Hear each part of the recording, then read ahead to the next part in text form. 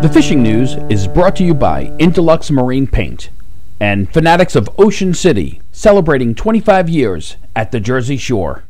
And also brought to you by Maxima Fishing Line. Well, plenty of fishing headlines going into this final weekend of April. And for the weekend ahead, we've got a mix of sun and clouds and a little bit of rain as well. But if you can dance in there in those windows of opportunity, there's plenty of action for you to find. I'm Jim Hutchinson with the New Jersey Delaware Bay edition of the Fisherman Magazine here at Lester Glen, doing a little bit of window shopping, if you will. But actually, Lester Glen is celebrating 60 years in 2016. And of course, by now you know that the Fisherman Magazine is also having quite the celebration, the 50th anniversary of the Fisherman Magazine. So before we get into the reports, let's talk about that big edition that's out this week. You subscribers, you will get that weighty issue sometime this week. It's out in newsstands, it's at the tackle shops, and it's also posted online. But celebrating 50 years is something special. And in this edition, we've gone back into the archives, doing a little look back, if you will, of folks like Fred Gardner, outstanding writers, Matt Ahern. El Ristori has a great column of the 200-mile limit. We are celebrating the 40th anniversary of the Magnuson-Stevenson Act as well this year. Now, when you look at that New Jersey Delaware Bay edition, the one thing you'll notice is it's packed. 14 feature stories in this particular issue. And I think we've done a pretty good job of nailing it down. Take, for example, Eric Burnley's article from the Delaware Bay, the Upper Delaware Bay chunking bite, as Eric highlighted, is certainly on, as evidenced by this one. It's the first 50 of the 2016 season. Young Sidney Yu here, 15 years old, he checked in to Fanatics after he was chunking on the Delaware and caught this 55.6-pound striped bass. Way to go, Sidney. A heck of a fish that was weighed in at Fanatics. Now, also down on the Delaware, checking in with the folks from Fortescue, Higbee's says that Fortescue beach bite is also going on. Now, that's one of those bites that starts in March, goes through April. Well, this is Ryan Garrison. He had a 28-pounder down along Fortescue Beach earlier this week, so definitely those stripers are on the bite there on the Delaware Bay. Now, I also checked in with Captain Mike from the Bonanza 2. He says he's going to start looking around for drum on the Bonanza, running open boats Wednesdays and Fridays, starting May 11th. But Mike says there are definitely reports coming in from the Delaware Bay of black drum now, and most of the fleet, Fortescue, you'll find him in Cape May as well, will start sailing for black drum next week. So don't forget to get on those. And again, in the May edition, Captain Steve Bent from Cape May, he highlights that outstanding drum bite that we get on the Delaware each year. Now let's move along the beach a little bit, up the coast just a bit, and if you read that article by Steve Bunai about changing the rod angle, some of you surfcasters may be getting some arm fatigue this week as the bluefish action has gone off the charts.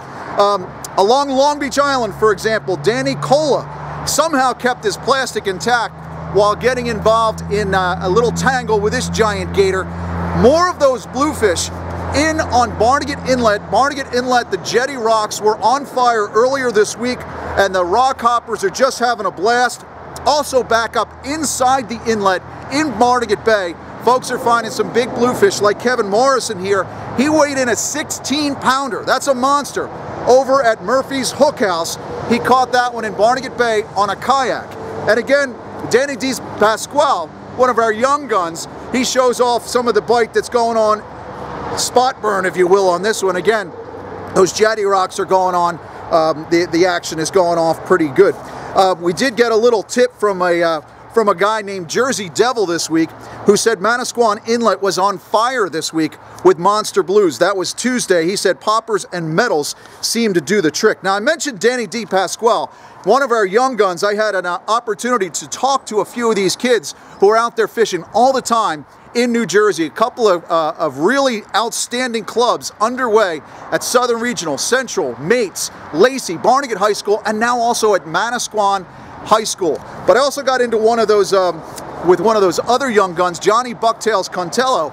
We were out last Thursday. I talked about that bite on the Raritan being hot. Well, don't you know, we had the one slow day, but we still hooked up with a couple of stripers on the Raritan. Here's Johnny with Art Berkman getting into some teen-sized fish. Now, if you look at that May edition, you'll read the article from Milt Roscoe and explains exactly why those stripers are staging now, why those fish are on the feed as the spawn begins up the Hudson River. So pick up the May edition, you'll find out why that bite on the Raritan and up the Hudson is so hot. Now, one of my favorite articles in the May edition is from Frank Rosinski, who in the article spotlighted the fact that April 22nd, Friday, that full moon was what was really going to kick that weakfish bite into gear. Well, don't you know, Frank emails me the next day, Saturday, he got into them. 5 or 6 good-sized weakfish, upwards of 10 pounds. Now, this one fish that he couldn't get swimming again weighed in at 10.45 pounds over at Lacey Marine in Forked River. So thanks to Frank for sharing that information. And again, that weakfish bite is underway. More breaking news from down on the Delaware, from Lewes Harbor Marina in Lewes, Delaware. They said the first bluefin tuna was reported in port this past weekend. That was caught by Joseph Canginelli, Jeff Rosenclyde, and Dan Shepard. And they found the bluefin bite around the 500 line between Poorman's and the Baltimore Canyon. Mitch Roffers of Roffers Offshore Reports, he offered a free report this week from the offshore grounds, and he says, of New Jersey, Delaware, Maryland, and Virginia, this week's Roff report shows that proximity of direct Gulf Stream water, the filaments to the canyon regions, 60 and 64 degree water as far inshore as the 250 and 500 fathom line. Now, what does this all mean? Well, in the big picture is tuna, mahi, wahi, and makos that are off Carolina are on the move up the Delmarva coast, and in that 500 to 1,000 fathom line, the water's looking good. So we're only a matter of time before that offshore bite really takes off.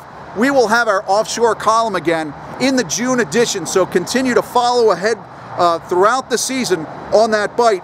And if you are a subscriber, you remember the Jim Frieda article from just a couple of weeks back on those offshore satellite services. Well worth the price of admission, if you will. We have until May 21st and 23rd, respectively, for summer flounder and black sea bass in New Jersey.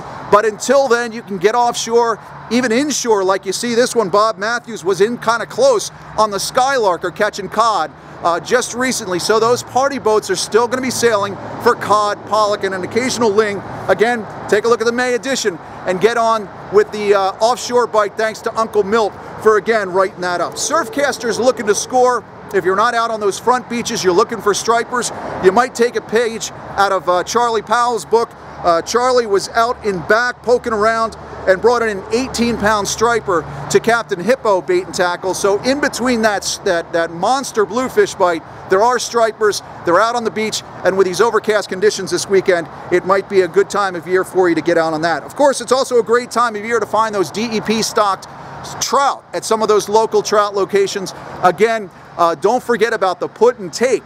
They put a bunch of stock trout on a lot of these waters, especially in South Jersey, that by the time the South Jersey summer starts, those trout aren't even expected to survive. So go out and enjoy that. But Jen Wong here, he was in Lower Echo Lake, found a couple of tagged trout, just some nice fish out there. Look, if you're looking to get in on the tournament season, I will remind you of this. South Jersey Tournaments has their shark tournament and all the other tournaments, but you have one more opportunity until May 1st to save $475 on the price of the South Jersey Shark Tournament and the Canyon Club Overnight Tournament.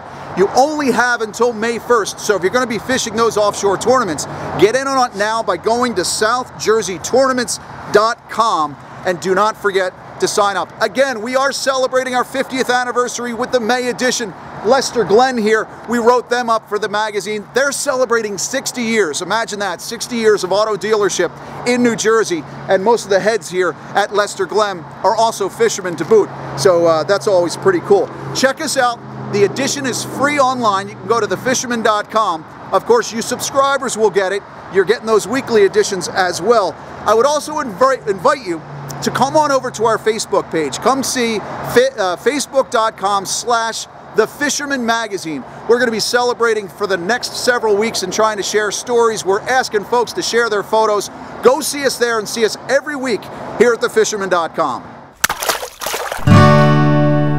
The fishing news is brought to you by Intelux Marine Paint and Fanatics of Ocean City, celebrating 25 years at the Jersey Shore. And also brought to you by Maxima Fishing Line.